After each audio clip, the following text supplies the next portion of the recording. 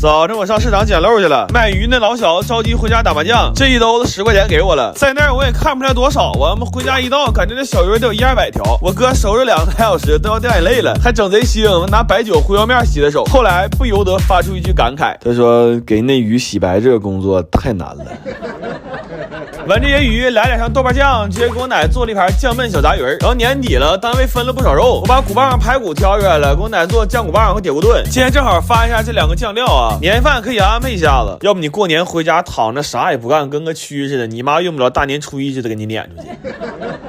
这个是酱骨棒的料啊，这是一个非常基础的酱料。这些料我酱了4块骨棒。然后你们要记住一个事儿，就教程类的视频看的是料不是量，因为像颜色和口味是要根据你的硬件来调整的。文中提到的硬件大概指的是这几样东西啊。然后这是个非常基础的酱料。铁锅炖的料呢，因为水比较多，再加点盐就可以了。然后像酱焖鱼啊、鱼子这样有点腥的呢，再倒一口白酒就可以了。那酱料嘛，酱还是挺关键的。我在家用的是这个葱伴侣，这个其实我不说，你在超市买的也基本都是它是90天足期发酵的原酿酱，没有添加剂，酱香味也浓。然后这甜面酱呢，可以做个京酱肉丝，这辣椒酱稍微调调味儿就可以做部队火锅。我就寻思今年年夜饭来个辣火锅，这红彤彤的还冒热气，一家人吃着多舒服呀。完我奶说只要桌上有那啥，别的菜你爱啥啥。来吧，尝尝了酱鱼、碧虾、松米、铁排鸡、白菜、犀牛羹、墨子、酱蛋、酱骨。完今天上我奶奶吃饭，我看我奶手腕也提个高呀，我说你这怎么赶时髦啊？我奶说不是，在家洗线衣劲儿使大了，手拧了一下。他说就赖你穿背心别穿什么线衣，冷点能咋的呀？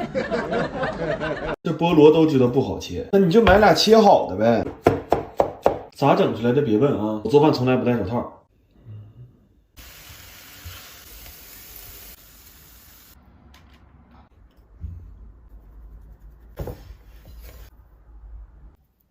第一个失败了，他妈哪个是桂花的呀？这摆的咋这么难受呢？这他妈更难受了。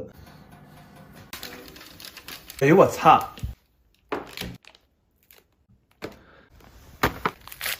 是不是又抠搜的？没舍得放桂花？桂花嘛100多一斤，这份没放桂花，给你对象带回去了。在外地呢。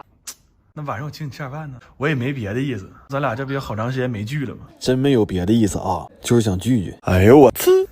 铁子们以后擦不了了，这我奇了怪了，我怎么让人盯上了呢？你说是不是我前女友的前男友的现女友的前男友的前女友跟我前女友有啥关系？完给我刮上了！哎呦我的妈！他不光给我刮小黑屋里，我这一口气差点没上来，他还给我肺子刮掉了。你瞅给我气的，倒这么多老抽，我差点又给那几个字秃噜出来。我插一句，这汤里你加点雪碧，冷藏2小时，汤绝了！我去好吃的我都想管我爸叫爹，你明白吗？咱们以后拒绝擦和妈，文明你我他，但是只说你我他，我还想他妈。今天这个饭我就不过多介绍了。昨天进小黑屋之前，不少朋友也看着了，咱就总结一句话吧：除了难吃没别毛病。谢谢啊。那个还是饭店嘛好吃。这20来块钱东西以后就别自己在家整，没必要，犯不上，犯不上。商量，宝儿们，咱留个暗号，以后你要想听，你就说个呲，我就给你呲。他妈的，呸，没记性。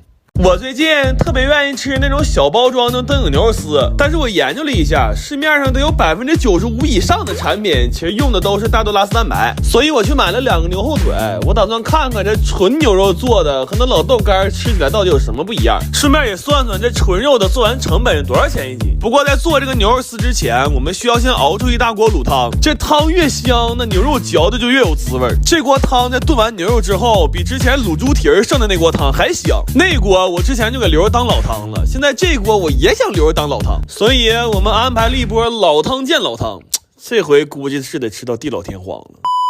这些牛肉在卤泡了1宿之后就已经特别入味了，然后就是做这灯影牛肉丝最麻烦的事儿了，就是怎么把这些牛肉撕成丝儿。我们试了好多工具，相对好用的是这个撕丝神器，但它也就是个半自助的半自助机器，因为牛肉比较硬，它只能先把块状打散，然后需要人工先把它的筋撕开，再撕成细丝儿。我们在这整整扒了13个小时，从早晨兴高采烈的开始干到晚上都没劲儿哭了，干到凌晨的时候算彻底绝望了，给我价值观都干崩溃了。就有那么一瞬间，我一度认为大豆组织蛋白是一项很伟大的发明，太荒谬了。这些肉扒完丝儿，算是彻底给我们累麻了。晚上寻思先歇会儿，刷刷手机，正好最近新换了个苹果14 Pro Max， 这手机内存大，运行快，价格还实惠，在转转上买的，才花了8900，用着跟新的一样，比新的还便宜2000多。而且转转是官方验二手平台，手机都有真人检测，数码产品全都保修1年，特别靠谱。想换数码设备的，推荐你们也去转转看看。然后这些牛肉丝儿要大火给它炸到脱水，为了能更好吃，我还一起炸了4盆料油。后来我算了一下，那200斤肉卤完炸完就剩下60多斤了，但是炸肉炸油却一共用了100斤油。要不怎么说这玩意儿吃着香呢？它主打的就是一个油比肉多。最后要把这些牛肉丝大火爆炒，烹出锅气，出锅之前再多撒点芝麻。现在它的口味是甜麻辣香，一口直接入魂。而且得益于我们撕那玩意儿实在不太均匀，这里边的细丝儿入口化渣特别酥脆，那粗的也是油汪汪的，吃起来很多汁水。主要是这个味儿和外面卖的实在是太不一样了，就是它不只有料香，还有越嚼越香的肉香。然后我算了一下，这纯肉的做完了合成本是60多块钱1斤。这牛肉丝现在吃着就一个问题，就是它太费酒了，平均每100克的耗酒量在5到8瓶之间。我估计等我们把这些东西都吃完呢，我家楼下卖酒那小子也该琢磨换车了。我最近特别馋那种可以冷吃的红油千层肚，但是外面卖的据说好多都是拿科技泡发的，吃着也不太放心，所以我去买了400斤刚从屠宰场拿出来的鲜毛肚。